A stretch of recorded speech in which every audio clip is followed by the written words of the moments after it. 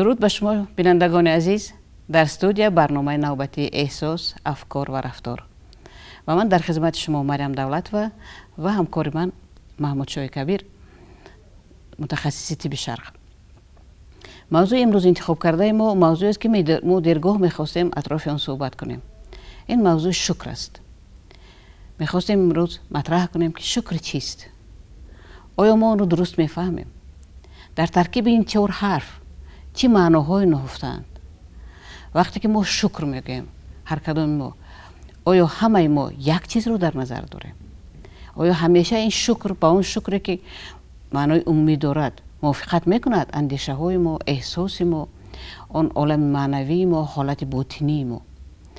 و برای که این چیزها مشخص شوند، ما بعضی چیزها رو از نظر گذراندیم و امروز اطراف این بخش های کلمه شکر ما بعضی چیزها رو گفتن میخوایم. اصلا اگر از نگاه احساس بگوییم، شکر چیست؟ شکر این حسی بی‌نداری یا قناعتمندی از آن چیزی که انسان دارد، همه چیزی که دارد. وقتی که ما دارد میگیم، معمولا آدمایی هستن که میگن که من چی دارم که شکر کنم؟ بعضا در حال خیلی در هم صحبت ها میشود، من وقتی که میگه که شکر کن، میگه به چی شکر کنم؟ و اون لحظه بعضا آدم خندش میگیره. اگر چیزهای عادی ترین این آدم رو روی خط کنید، از یک ثروتمندی عصر گذشته زیادتر مال دارد، چیز چوره، تن صحت، خانه و در، فرزندان و غیره و غیره و هاکذا.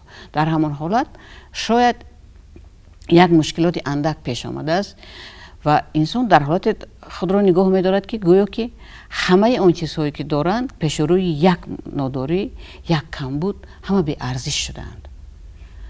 و وقتی که میگه شکر کردن لازم، میگن که به چی شکر کنم؟ یعنی حس خوشبختی، حس سعادتمندی رو در ضمیر خود ندارد. شکر میتوان از این جهت گفت که حس خوشبختی است. حس خوشبختی در همه حالت ها. زیرا ما همیشه چیزی داریم که ارزشمند است، چیزی داریم که از اون جدا شدن نمیتوانیم. و اگر یک چیز از بین رفته باشد، در این زمان شاید یک قسم سلامتی انسان یک ذره بیمار شد و این یا اون درد به طور ناگهانی گرفتار شد و یگون فلاکت دچار شد. ولی این معنی ندارد که همه ارزش های زندگی از بین رفتند و جای شکر دیگر ندارد. این یک قدم اول است به عالم شکر. بسیار موضوع عجیب است. موضوعی است که باز بینندگان تلویزیونی سفینه باز گوشک‌های تلفن‌های خود بگیرند و به نزدیکان خود زنگ زنند، چون که اگر حاضر ما همین مفهوم شکر را درست اگر ما آن را کشاییم، آن وقت بسیار مناسبت‌های نه تنها در داخل یک عائله، مناسبت‌های خویش و تباری، مناسبت‌های کلکتیوی کارخانمند در درون جامعه، بلکه باز مناسبت‌های درون انسان هم، باطنی انسان، جهان باطنی انسان هم درست می‌شوند. چون که این کلمه بسیار ارزشمند است و یکی از متفکران بزرگ ریم، سیسرون، که در اون دوره‌های انتیقه هنوز گفته بود که این یک خصلتی هست که من از همه بیش میخواهم که آن را داشته باشم، یعنی منت‌دار باشم، چون که منت‌داری رو او مادر همه نعمت‌هایی که انسان دارد نامیده است. واقعاً چنین است. و وقتی که مادر تمام نعمت‌ها باشد، تصور کنید اندیشه‌رانی انتیقه را که در زمان خیلی که اگر ما تصور کنیم، باید در اون دوره با اون شرایط، با اون چیزهایی که آنها داشتن، باز می توانستند که یک اندیشه های بگویند که 1000 ساله ها قیمت خود را گم نمی کند، ارزش خود را نگه می دارد. و کلمه شکر البته با زبان تاجیکی منت‌داری هست، سپاسگزاری هست و ریشه این کلمه از نام خدا از شکور است که قدردان است و وقتی که انسان را نعمت ها میدهد، از آن جمله حیات بخشیده است برای انسان و انسان را قدردانی کرده است و برای همین باید انسان منت‌دار باشد، برای آنکه با او حیات بخشیده است. و حالا معلوم است که حیاتی که ما و شما میگذارونیم البته بدون آن ذره شعوری که ما و شما داریم، البته این ذره شعوری کیهان است، همه چیز دیگر ما میدونیم که از تاریکی آفریده شده است. بله. از یک عالمی که آنتی ماتریا، از یک نیروی تاریکی که در اونجا هم علم میداند که این عالم تاریکی است و هم شعور کیهان گفته است که من شما را از تاریکی آفریدم. پس از یک نیستی که معنای آدم هم نیستی هست، یک چیزی آفریده است خداوند که ما باید به این حیاتی که از برای انسان آفریده شده است اول باید منتدار باشیم. بله. به حیاتی که حالا داریم، به نفسی که حالا میگیریم، به اون هستی که حالا هست.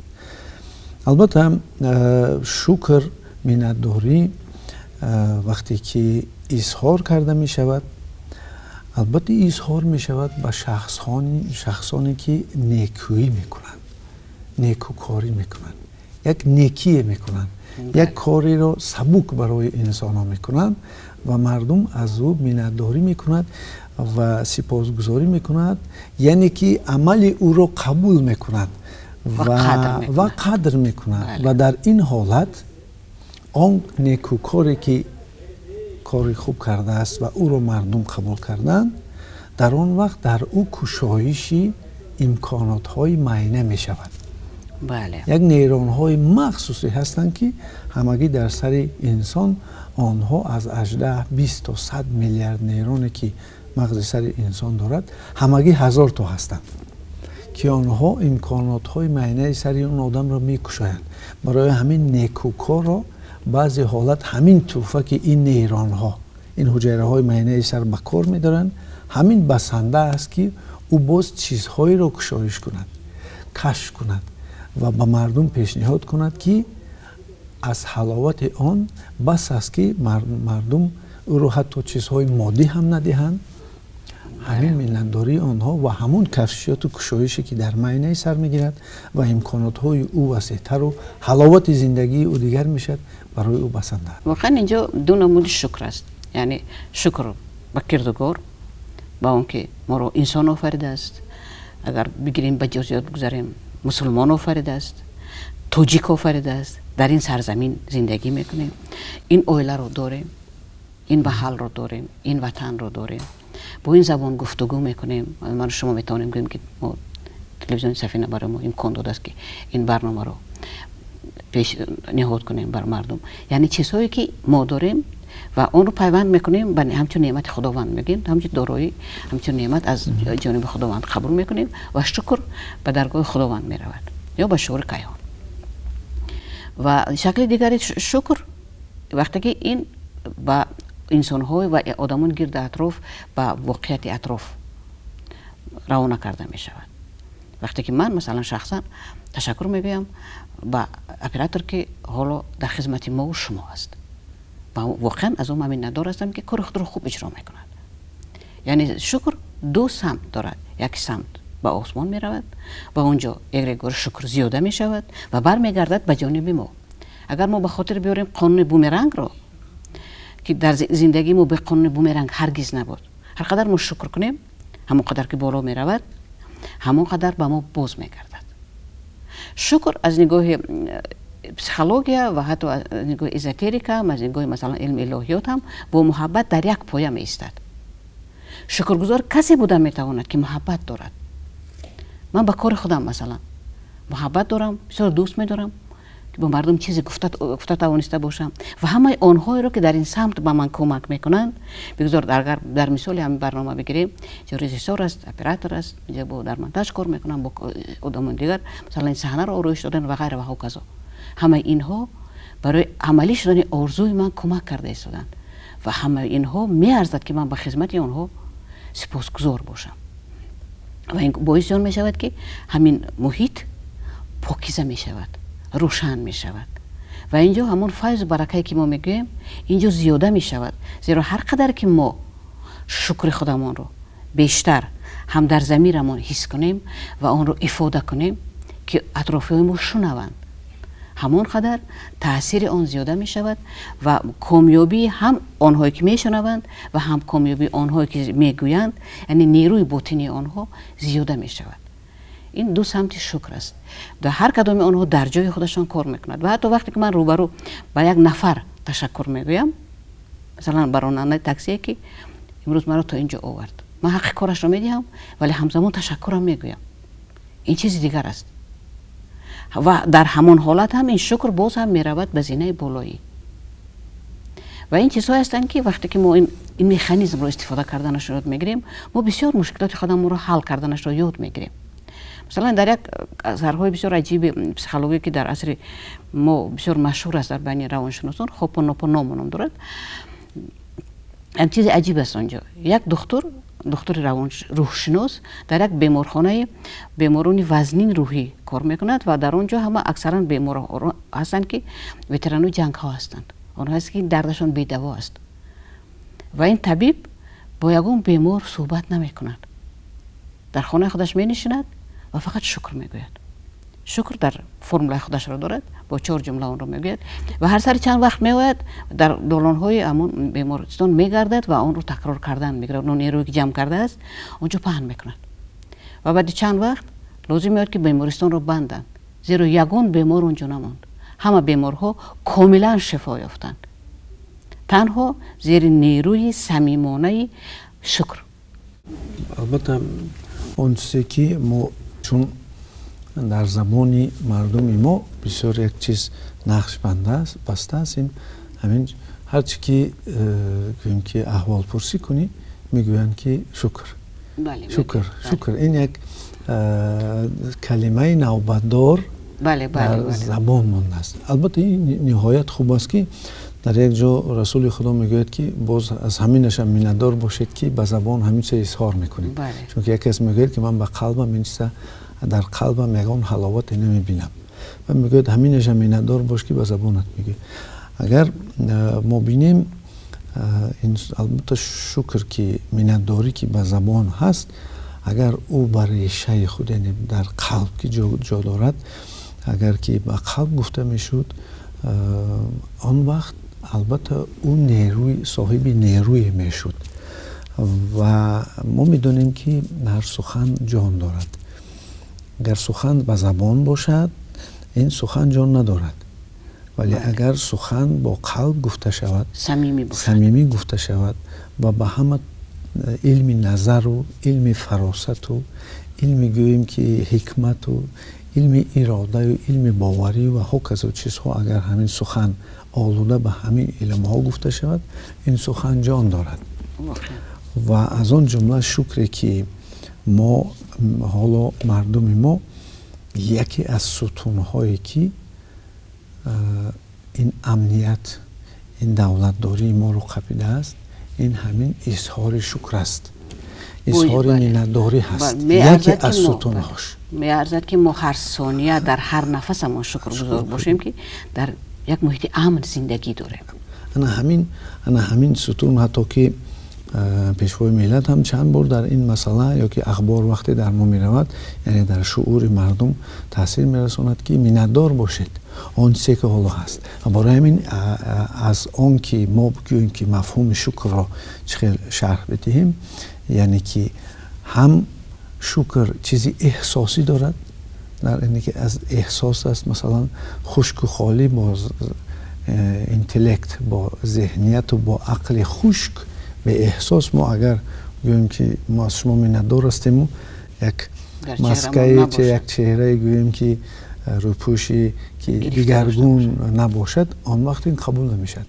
албатта изҳороти шукр боз агар он ба эҳсос бошаду лекин боз ба ақл далел надошта бошад, инро ҳам як намуди гӯем дуруягӣ ҳисоб мекунад.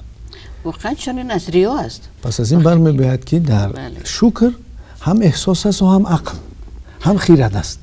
ҳам бояд далеле бошад ки онро изҳор кунад ва аз будани он далел, яъне ки он чизе ки ба даст овардааст дар зиндагӣ, онро баҳо диҳад ва он ҳадафу орзуҳое ки дар оянда дорад, онҳоро нақша бизанад ва он вақт пеш рафтан метавонад ки агар он чизе ки ҳоло дорад آن را در زیر شعور و در هوشش نگه دارد، چون که این زمینه می شود برای مقصدهای آینده رو به دست در آوردن.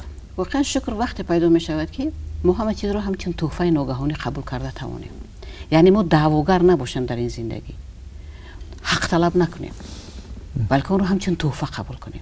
همه چیزی که هست واقعا این زندگی می توانست نباشد، این روزگار می توانست نباشد، این صحبت من و شما می توانست نباشد، ولی هست و چون هست این تحفه است.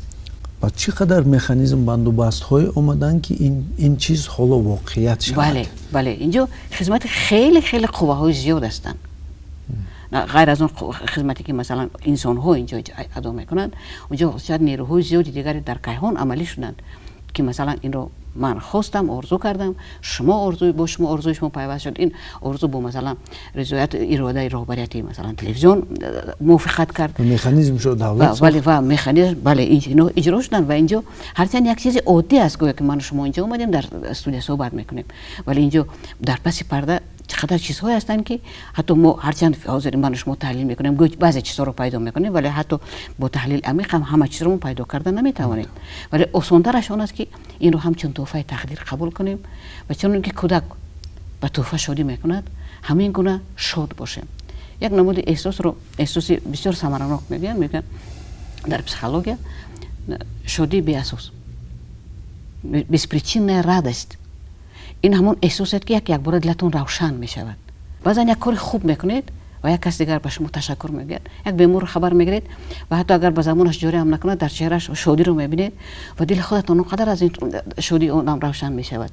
همین احساس باطنی شادیه که یک زمینی مادی ندارد. مثلا شادی نه از اون سبب در دل شما روی میاد که یک چیزی مثلا ماشینی نو خریدید برای مثال، این اون شادی است که شما نعمت زمینی به دست نآوردید بلکه نعمت الهی به دست آوردید، نعمت معنوی به دست آوردید و این همون شکر است. متاسفانه در اکثر حالات بعضا میشود چنانی که گفتید در پرسپوس میگن که ها شکر میگن ولی شکر در چهرهشان نیست. بعضا در حادثه ها در مشکلات وقتی آدم گرفتار میشن بعد وقتی که میگید شکر کنید بعضا میگن که ها شکر خدا از این بد نکند. یعنی اینجا علاقه محبت به خداوند نیست که این چیز رو به من داده است و من از اون ندار هستم. این ترس از تقدیر، از بدبختی من بعده که من اگر روز شکر نگویم اینشون کشیده میگیرد. این البته شاید این از عموما شکر نکردن دیدن بهتر باشد، ولی از اون خوشتر اون میشود، ثمرناکتر اون میشود که این شکر صمیمانه باشد که همه چیزی که داریم، حتی بعضا حالتهای که مثلا سیتواسیون بعد از حالتهای وزنین است، بدبختی است، بیماری است و غیره و کذا است، در همون حالت رو هم ما شکر کردن رو یاد بگیریم. مثلا یک مسئله بسیار معمول است بین دو خردمند صحبت می رود، یکی از دیگری می گوید که تو اگر خدا به تو بدهد چی میکنی، اگر خدا ندهد چی میکنی؟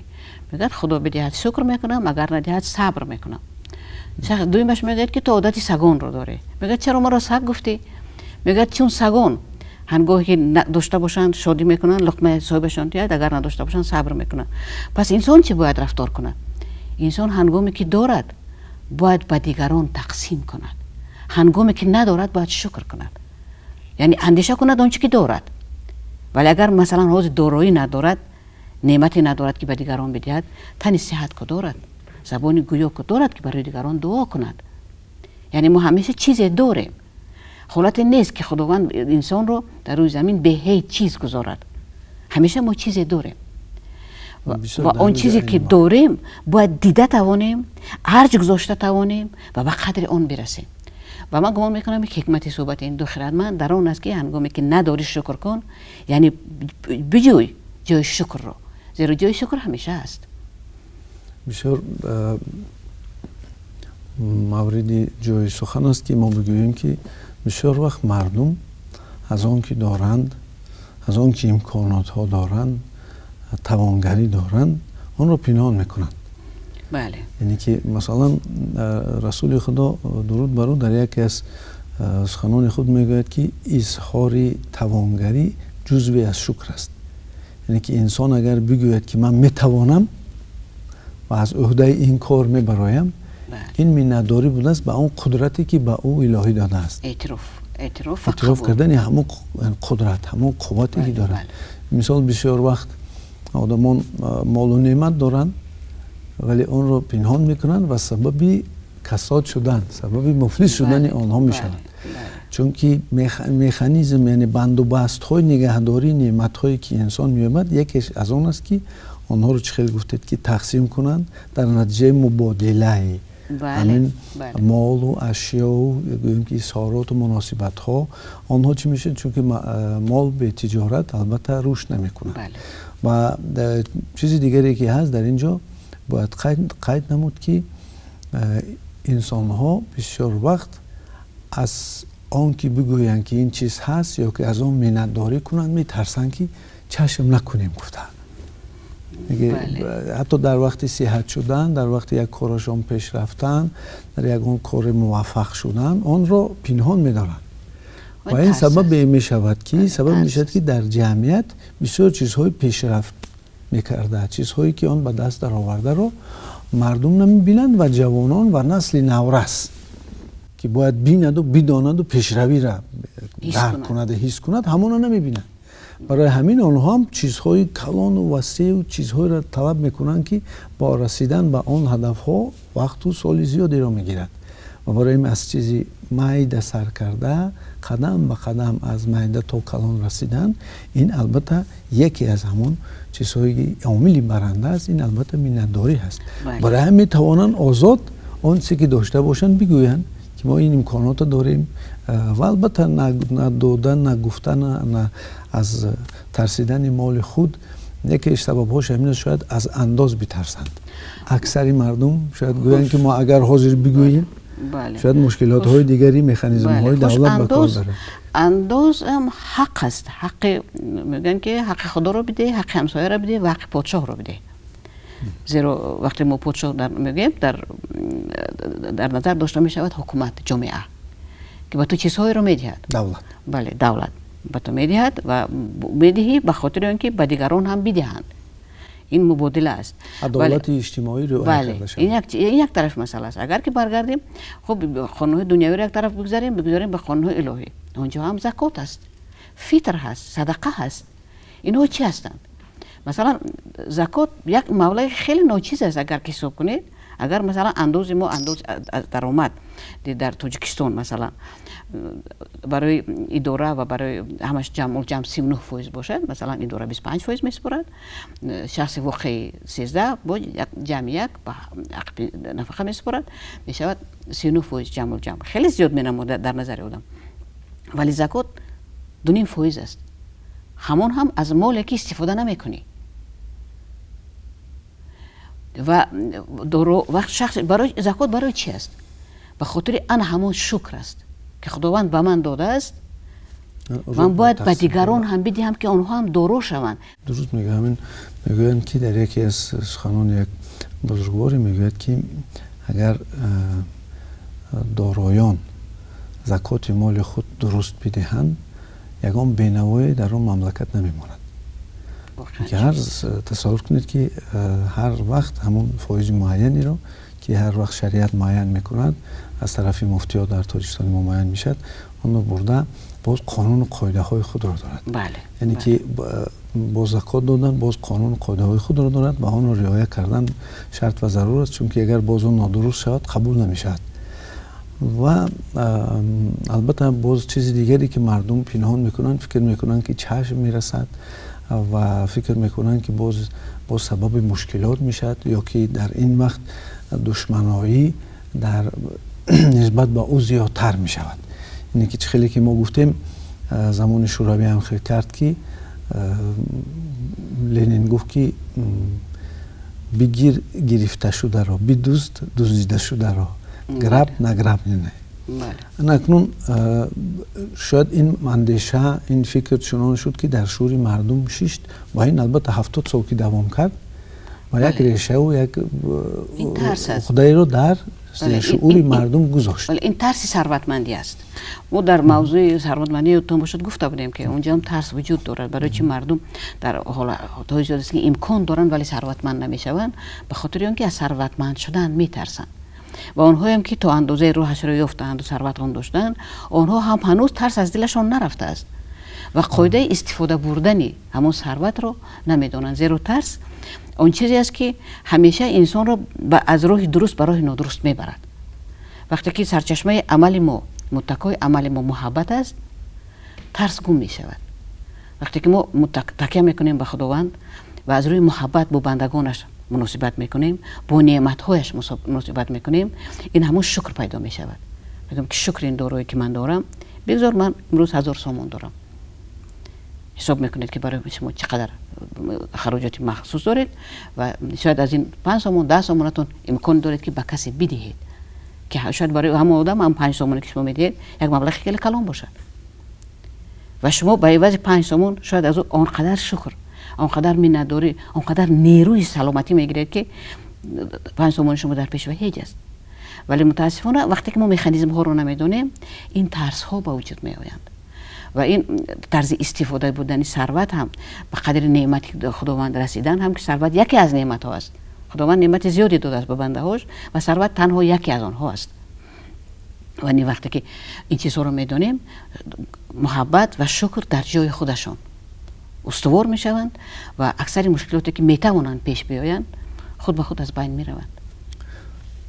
برای همین وقتی که ما گفتیم که انسان دارد و شکر میکند، یعنی که سپاسگزار است، سپاسگزاری از اون سر میشد که البته در مکانیزم و کارکرد و بنابسایی که در اجتماعیت است و آنها را آدمان میدانند و در آن مبلغ‌های به دست میارند، ثروت به دست میارند، وقتی که آن درست استفاده برده می شود، یعنی که عدالت در تقسیمات آن ثروت رعایت می شود، دشمنی نمی شود. ولی با کسانی هستند که کار نمی کنند، تنبلی دارند و استفاده نمی برند و اون وقت طمع می کنند و باز می خواهند که دست داشته باشند در آن نعمت. البته مشکلات زیادی در آن وارد می سازند.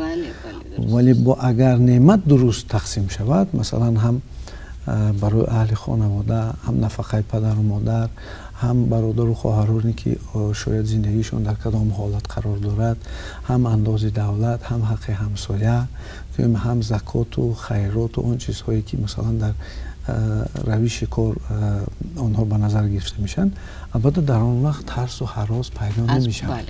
پشتیبان‌های انسانی ثروتمند زیاد میشود.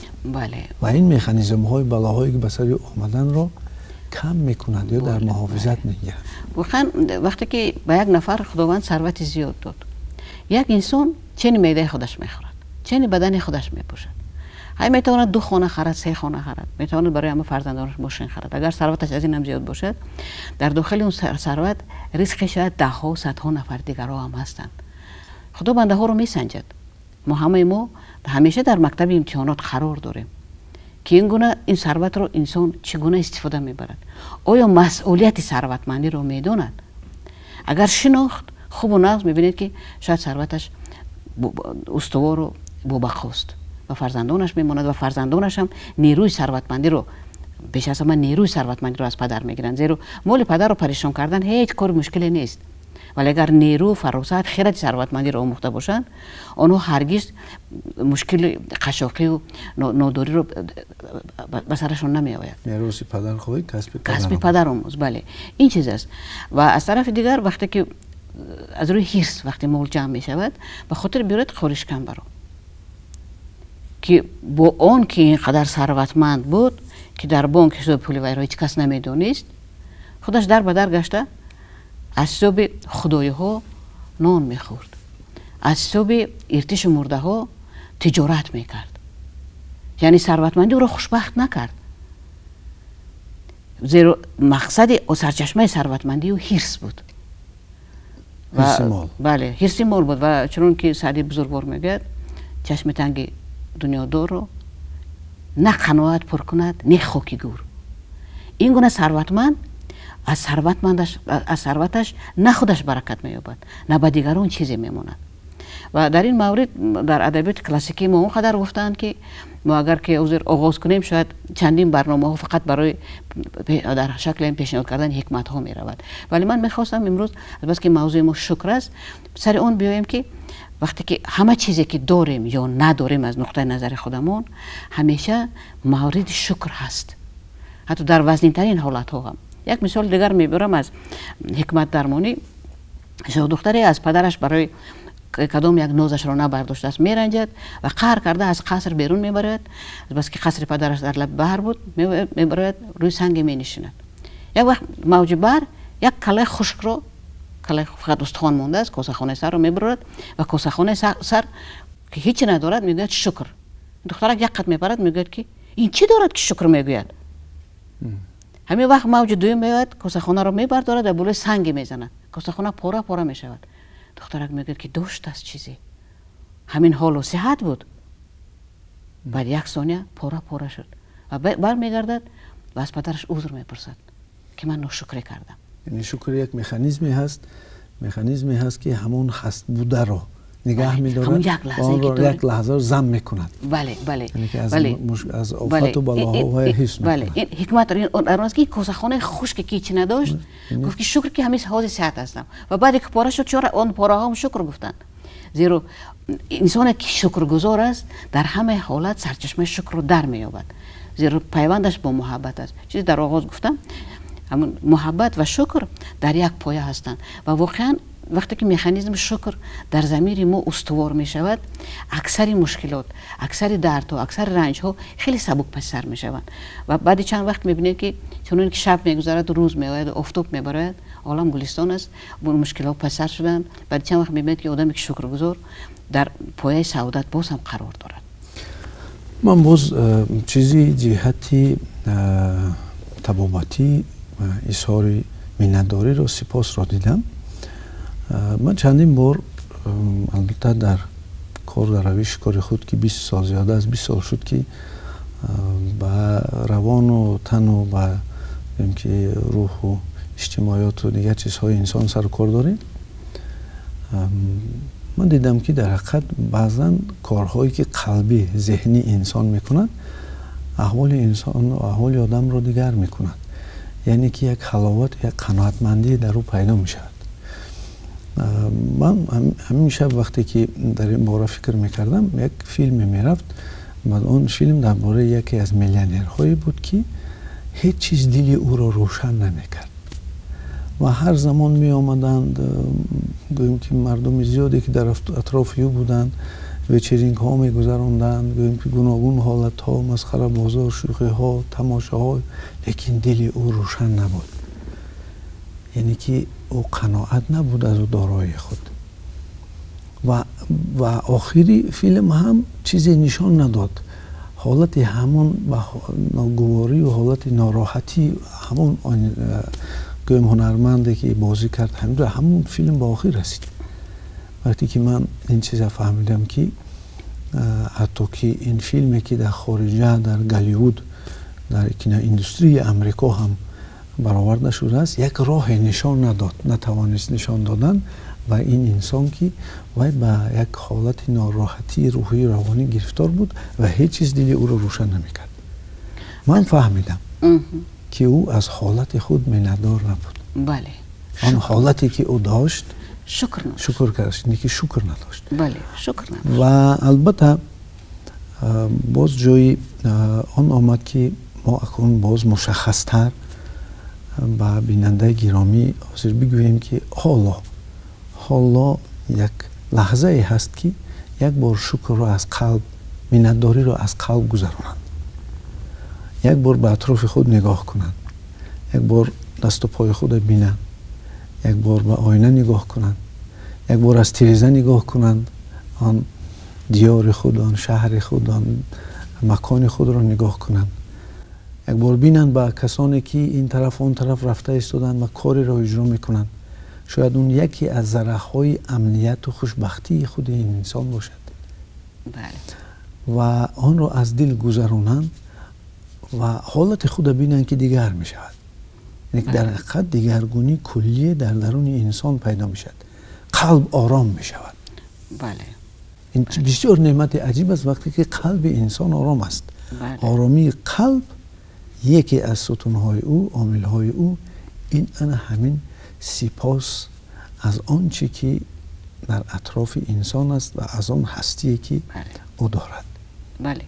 واقعا بعضا در صحبت ها، در ترینینگ ها می شود که ما صحبت میکنیم و یکی از اصولهای آسان‌ترین پیدا کردن شکر همین است که هر انسانی که همین حال و از زندگیش ناراضی است یک قلم بگیرد، یک ورق کاغذ بگیرد و بنویسد آن چی دارد. ما عادتا میگیم که تبلیغ رابینزون میگم، رابینزون کروزو اگر در یادتون باشد در یک دفعه وقتی که برای یک جزیره بی آدم میافتد، برای که از دهشت بیرون برد همین کارو میکند، میگیرد مینویسد در یک طرفش اون چیزی که دارد، در یک طرفش اون چیزی که ندارد. باور کنید این روی خطی که من دارم همیشه از چیزی که روی خطی ندارم زیادتر است.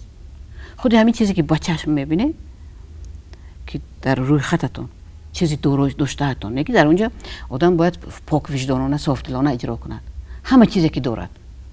مثلا یک جوان موی سر خوب دارد، جوانان دیگر از موی سر وی هوس میکنند. شخص دیگر قامت زیبا دارد که یک کوزه پشت میکنه قامت را هوس میکند. یک کس خانه دارد، شخص دیگر اجاره نشین است. یک کس اجاره نشین است، در اجاره خوب است، صاحب خانه‌اش آدم خوب است. شخص دیگر در خانه اجاره می‌نشیند که صاحب خانه‌اش هر 3 روز اومده کیف میپروند، خانه تعمیر نمی‌کند، نرخ خانه هر زمان بالا می‌کند. همه چی در مناسبت، در مقایسه نخترش شناخته می‌شود. و وقتی که مقایسه می‌کنید اون چیزی که و مقایسه ها باید دیروز با امروز باشد، یک سال گذشته با امساله باشد. معمولا مقایسه وقتی که ما مقایسه میکنیم خودمون رو با همسایه دولتمندمون شکر به وجود نمی آید. ولی ما روزگار شخص دولتمند و ثروتمندمون رو نمیدونیم. ما نمیدونیم با چه مشکلات به این ثروت رسید و امروز شاید چون اون میلیونر که شما میگید شکر ندارد و یک ذره خوشبخت نیست از اون ثروتش. و اون چیزی که ما داریم وقتی که این گونه روی خط رو هر نفری که میکند در دلش واقعا روشنایی با نام شکر پیدا می شود.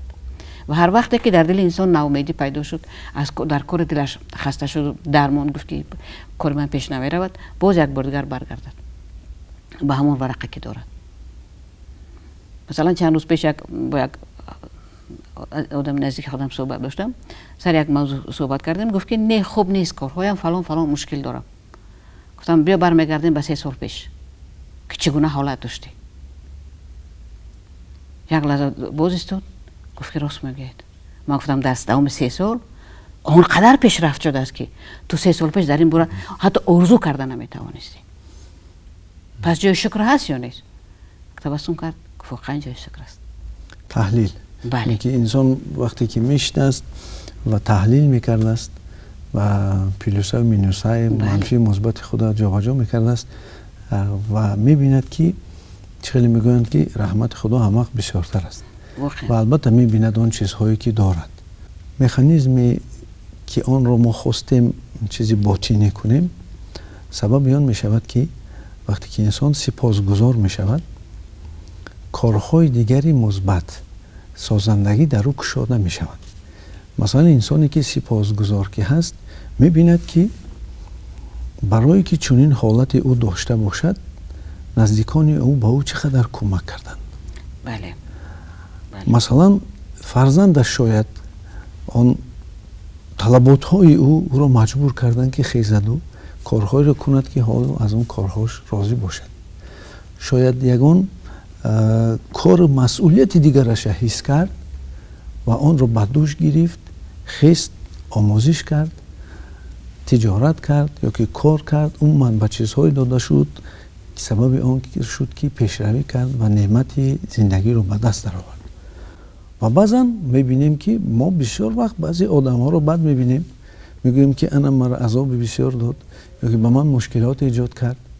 اگر ما نگاه کنیم همون آدمی که ما بعضا او رو دشمن میگیریم اگر نمیشد ما با قوت نمیشدیم. و هر کس موافق خودش دشمن خودش دارد و اون از قوت او زیاد نیست. بله و این دشمن هم نیست. معمولا همه آنهایی که در اطراف ما هستند استادان ما هستند. حتی کودکان ما، کودکان خردسال ما و کودکان کلانسال هم با ما چیز رو می آموزند و اگر ما آن رو قبول کردن نتوانسته باشیم این مشکل ما است، مشکل اون شخصی رو برای ما نیست. مثلا حالتی می شود که دوستی به شما خیانت کرد و شما سخت رنجیدید و او را یک عمره در روی خط سیاه در روی خط دشمنان قتال خودتان جای میکنید. ولی اگر در ترازو گذاشته این رو حل کردن خواهید، اون دوست واقعا دوستی واقعی بود، با شما چی بودن خیانت رو نشان داد. وگرنه شما از این دنیا طرزی می رفتید که این درس رو نمی دونستید که خیانت چیست، و اگر با یک نفر دیگری که در حال خیانت قرار دارد شما کمک کرده هم نمی توانستید، زیرا درد خیانت رو اثر نگذرانده باشید چگونه به دوست دیگرتون که در همین حال قرار دارد، به فرزندتون یا با یک نزدیک دیگرتون کمک کرده می توانید. این ناممکن است. اگر شما خودتان حس نکرده باشید، شما اگر مزه شفتالو رو ندانید با یگون کس دیگر همون شفتالو پخته یا خام پیشنهاد کرده می توانید. شما اگر دونید که وای تلخ است، شور است، به عزیزانتون نمی دهید. یعنی در همه حالت ها باز هم مورد شکر هست. شکر از آن دشمنانی که ما رو درس های خوب دادند. این گونه درس های بسیار خاطر نشین هستند. برای میگوین که دوست میگوید شکروار، دشمن میگوید شکروار، دوست میگوید تبروار میگن. این نه همیشه حقیقت است. بعضا میشود که دشمنان از نگاه ما در ناخونک دشمن است و استاد ما است. و با ما آن چیزی رو میگوید که دوستانمون از روی مهربانی نمیگویند. مثلا در علم طب شما دکتر هستید، از من بهتر میدونید، جراحان خشتبار خودشون جراحی نمیکنند، زیرا دلش میسوزد و نمیتواند جراحی کرده. جراحی رو کسی میکند که دلش همون لحظه به شما نمیسوزد، گویا دوست شما نیست، یک عضو شما رو بریده میپرد، دوست ویران شده رو، ولی او چیکار میکند؟ و کار بد میکند و شما رو شفا میدهد. یعنی همون دشمنانی که گویا در ناخونک آن ما رو به ما خیانت کرد، به قدر ما نرسید، ما رو آزرده کرد و غیره و غیره و کذا، اگر عمیق‌تر نظر کنید، آنها هم همچون استاد سختگیره به شما چیزی دادند و همون چیزی داده شده رو، همون نعمت رو، همون علم رو، همون تجربه رو، همون آموزش رو وقتی قدر میکنید، در دل شما باز هم شکر رشد میکند و شما از دلتون کینه و خصومت و رنجش رو بیرون میکنید. میتوانید با اون دوستتون دیگر دوستی نکنید، میتوانید او رو از روی خط آشناهاتون، هم طبقاتون، هم سبقاتون بیرون کنید، ولی در دل شما آزار نمیماند، دل شما صحت میشود و بگذار این دوست در جای دیگری نمیدونم این کار خودش رو، این سبق خودش رو به دیگران بدهد. زیرا در زندگی ما همیشه همه چیز با هم پیوند است. اگر ما همه چیز رو از خداوند بینیم، رنجش ها، آزردگی ها، کینه گرفتن ها و ناشکری ها از بین می روند و چون گفتم همه چیز رو همچون تحفه تقدیر قبول کرده توانستن لازم است. این البته کار آسان نیست، این علم است، این دانش است، آموزش است، این ملکه زیاده است، ولی این یگانه راه است. ما از این دیگر راه نداریم و این بهترین راه هم هست. وقتی که به این راه وارد شدید، قدم های دیگرتون چون که با اسکالاتر نشسته باشید خیلی سبک و آسان حرکت میکنید، دیگر پیاده قدم نمیزنید. دریای شکر خودش شما رو به همه نعمت های دیگر برده میرساند. ما درست یک تحلیل، یک کشایش دادیم به این مفهوم سپاس و شکر و میخواستیم اکنون باز جامعه علمیش پوشانیم و ما یک کنسپت خود رو داریم، یک نظریه خود رو داریم اوید به آن که منتداری، شکر چه خیلی هست و البته ما گفتیم که در آن هم احساس هست، هم خیرت هست، هم عقل هست و باز میبینیم که شکر رو، اظهار شکر رو، منتداری رو ما میبینیم که از جسم یکم از جسم میشود. وقتی که جسم انسان پوشیده است، وقتی که نفس او سیر میشود، همین آشینه‌هایی که مردم میکنند یا خدایی که میکنند، یکی از سببش این، یکی از مقصدهاش، حکمتش سیر کردن گرسنگان است. یعنی که محض برای همین روانه شده است که آنها وقتی نفسشان سیر میشود و آنها از صدق گویم که منتداری میکنند و منتداری آنها به درگاه الهی میرسد. برای همین آدمی سیر باید، آدمی که داشته باشد باید چیزی خدایی رو استعمال نکند. بله. که باید سیر هست و میتواند یک منتداری بیان کند، ولی باید شکر کردن شاید در اون لحظه ای که نفس او نیم سیر است شاید نتواند. شکر صمیمی نمیشه. بله. یعنی که جسمان اظهار میشد و ما آدمی را میبینیم که بینید مردم ما چه خیلی یک به شکل قد و قامت، به شکل که جسمی حرکت های مخصوصی که در وقت اظهار شکر میکند این دست در بالای دل میماند و این نشانداد جسمی، مینداری جسمی که من صمیمانه یعنی که میندار هستم از آمدن تو، از هستی تو، از کمک تو. بینید اگر انسان همین چیز شرقیانه تاجیکانه نکند ما آن رو مینداری رو قبول نمیکنیم. البته ما حس میکنیم که اندک قامت او میلی گوییم که مینداری قامتی تعظیمی دارد، یعنی که اظهار او هم جسمی هست هم به شکلی گوییم که حرکت های مخصوصی هست و چهره مخصوص. چهره میکند که البته ما میبینیم که در آن مینداری است و این مینداری جسمی هست و مینداری دیگر البته مینداری احساسی است. وقتی که ما میبینیم که از دل گفته میشود و یک فیلمی بود در آن گفت که مردی گفت که من دختر گفت من تو رو دوست میدارم، بعد گفت که من حس نمیکنم. گفت تو اظهار میکنی من حس نمیکنم. در حقیقت پسان در همین فیلم نشان داد که محبت نداشته است. یک حسیات خاصی هست که این با گفتن نمیشود و با احساسات با قلب آدم حس کرده میشه، حس میکند. و البته این سپاسگزاری اینه که عقلی است. وقتی که انسان حساب میکند میبیند که در زندگی یک چیزی ضم میشود که کاری رو آسان میکند، نعمتی رو فزون میکند و البته عقل با او دلیل میارد که در چنین حالت تو باید چی باشی؟ تو باید میندار باشی تا اینکه باز کارهای دیگری کرده شوند. و آدمی میندار کارهای دیگری باز ضم میشوند. خود خداوند هم گفته است که کلید نعمت ها است اظهار شکر در حدیث رسول خدا. و در اینجا باز میتوانیم بگوییم که مینداری سپاس این روانی هست، فرهنگی هست که این آدمی که در یک جامعه مثلا تاجیکانه زندگی میکند ما باید همه وقت از آن فرهنگی ملی خود، از آن که ما تاجیکانه زندگی میکنیم و یک فرهنگ بالایی داریم، باید این مینداری از همون اگرگور ملت، از فرشته ملت باشد. در واقع چنین است. اصلا در همه هر یک ملت طرز گفتار و رفتار خودش رو دارد. شاید شکرگزاریشون هم گوناگون باشد، ما مخصوصا رو ما شما نآموختیم، ولی اون چیزی که در داخل ملت خودمون است واقعا خیلی زیبا هم است. همون چیزی گفته که دست رو روی دل گذاشته می شود که با این گونه از سپاس میکنند. و این اشاره چی است؟ دست راست بالای دل، مهر شما در دل من است. این هم اظهار محبت است، هم اظهار شکر است و واقعا این احترام است و این مبادله همون نیروی محبت، نیروی شکر بین انسان هاست. و واقعا اگر که دنیا خودش دنیا محبت است، معنی زندگی خودش محبت است و شکر یکی از شکل های محبت است.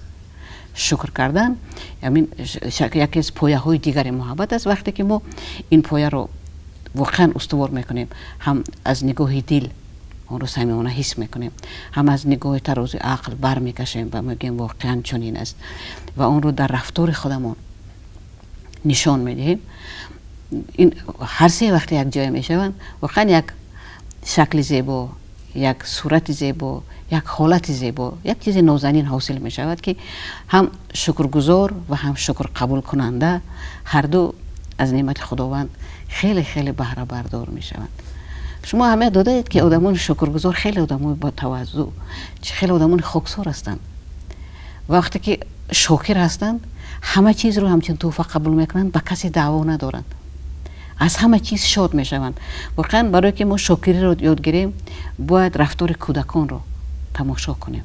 کودکان 1 ساله تا 3 ساله رو که هنوز دعوا ندارند، از یک بازیچه خردکک، از یک پفکی که چند تنگه ارزش دارد که از باد پر کرده می شود، کودک چقدر شادی میکند، چقدر خرسند می شود. از یک دانه قندی که شما به او میدهید و همون قند را شاید یک دفعه دهنش میبرد میلیسد، بعد اگر معقول نشد میپرتوید، ولی اون لحظه چقدر شادی میکند. من گمان میکنم که کودکان بهترین استادان ما هستند. ما هر لحظه، هر سر چند وقت یک بار باید به دنیای کودکان توجه کنیم و از اونها این چی میگن به سبب ظاهری رو این شکرگزاری های عالی جناب رو بیاموزیم و بهترین نعمت است. بله، زیر کودکان نه تنها ادامه عمر ما هستند، کودکان همچنین با ما نشان میدهند بسیار اشتباه های ما رو در زندگی. بعضا می شود که ما یک عمر در حساب ناشکری زندگی میکنیم و وقتی که کودک کلان می شود اون رو با ما بر میگرداند. من وقتی مقایسه میکنم بعضی وقت من میشینم میگم که خدا رو شکر که من تاجیک هستم. بله. چون که این قدر چیزهای دارد که نسبت به دیگر خلق و قوم ها ما مقایسه میکنیم، این قدر معنویات و فرهنگی والا و البته ما به یگان اشتباه به یگان شکاکیت گفته میتوانیم که مردم تاجیک معلم فرهنگ جهانیانند. واقعا چنین است و این از هنر ما دیگر وابسته است که اول در خودمان این چیزها رو طرز ما باید در خودمان اون رو واقعی کنیم، خودمان هضم کنیم، خودمان استفاده بردنشان یاد گیریم، همچنین ملت رشد و نمو کنیم، قامت خودمان رو راست کنیم. که چنانه که مثلا در دین زردشت هم همین چیز بوده است و در حدیث های حضرت پیغمبر خودمون هم این چیز هست که انسان باید طرز رفتار کند که دیگران از رفتار او هوس کنند و به رفتار او، به سعادت های او پیروی کنند. وقتی که در اینجا حاجت ترغیب هم نمیموند، این رو رکلام کردن هم لازم نمی شود. مثلا یک نفر میآید به این کشور میبیند که چقدر مردم خوشبختند، ثروت های معنوی و مادی زیادی دارن. خود ثروت مادی خداوند به ما اونقدر داده است، فقط راه استفادهش باید یاد بگیریم. ثروت معنوی از اون زیادتر داریم. یگانه چیزی که نسل ما امروز باید داشته باشد این هم شکر است، استفاده کرده توانستن اون چیزی که به ما داده است، تقدیر، خداوند، کائنات، چیزی که میخوایم بگوییم، اون رو استفاده کرده توانستن و با دیگران به هم دیده توانستن، این هم شکر است. و دیگر شکری که ما اون رو به تصنیف در آوردیم این البته شکر اجتماعی هست، از داشتن وطن. بله. از داشتن آن نعمت هایی که در این وطن هستند، از داشتن آن ساختاری که حالا اداره میشد و سبب امنیت و کار و فعالیت مردم گشته است. و یک لحظه ما تصور کنیم که سیستم محافظتی که در جمعیت ما هست نباشد. آیا ما کار رفتن میتوانیم؟ آیا ما میتوانیم بگوییم که فرزندان ما در مکتب یا که در نزدیکان ما در مغازه و کارها و جاهایی که آنها میروند در امن باشند؟ اینه که ما در مقایسه، البته قیاس چیزی خوب است، مقایسه کردن آن دولت هایی که متاسفانه در بدبختی های اجتماعی گرفتارند. بله. بینید که شاید همون زمان شاید یکی از خطاهای این ملت های بزرگی که حالا در مشکلات گرفتارند و خدا کند آنها از این مشکلات ها برآیند، شاید اون دوره به قدری انا همون دولت خود نرسیدند. شاید اون نعمت هایی که به آنها در اون وقت پیشنهاد شده بود آنها رو قدردانی نکردند و شاید پیشپا زدند. چون که مردم ما میگویند که پشت دست نکن، نان چه خیلی میگه نان احترام میکنید، یعنی حدیث رسول اکرم از درود بر او میگه نان رو احترام کنید، یا که میگه پشتیبانی کنید از کسی که امنیت شما رو تامین کرده است. یعنی سپاسگزاری از همین یک گوشه زمینی که در گرد آفتاب چرخ میزند، یک گوشه آن که این قدر کوههای بزرگ، این قدر ناز و نعمت، این قدر طبیعت زیبا دارد نصیب ما و شما شده است. و این البته منتداری این جمعیت، این دولت و این وطن، این جزوی از منتداری شکری پروردگار است. بله. البته منتداری دیگری که ما میگیم منتداری طبیعی است که ما آفتاب داریم، هر روز اون رو میبینیم، یعنی که روشنایی میدهد. ما روز داریم، ما گوییم که ماه داریم، ما گوییم که یک زمین، سیاره زمین. عموما این منتداری کیهانی است. بله. که انسان جزوی از کیهان است و با کیهان داد و گرفت دارد و این انرژی را، این انرژی کلان را تاجیکان جانان میگویند، روس‌ها سویتای دوخ میگویند، خیتایی‌ها تی میگویند، هندوها پران میگویند و روح القدس در دین اسلام میگویند. یعنی که این منتداری از همین کیهان است و البته منتداری از شعور کیهان، از آن خدایی که به ما و شما اینقدر معنویات داده است، فرهنگ والا داده است.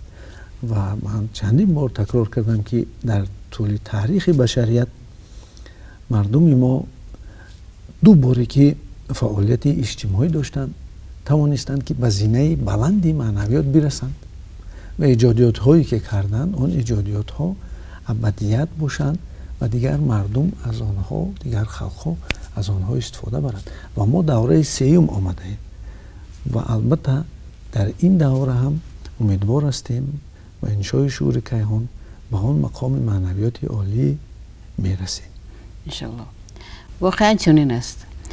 یک بیت بسیار معروف است که شاید هر یک بیننده که روبروی ما نشسته خودش هم داند، ولی من یک بار به خاطر می آورم.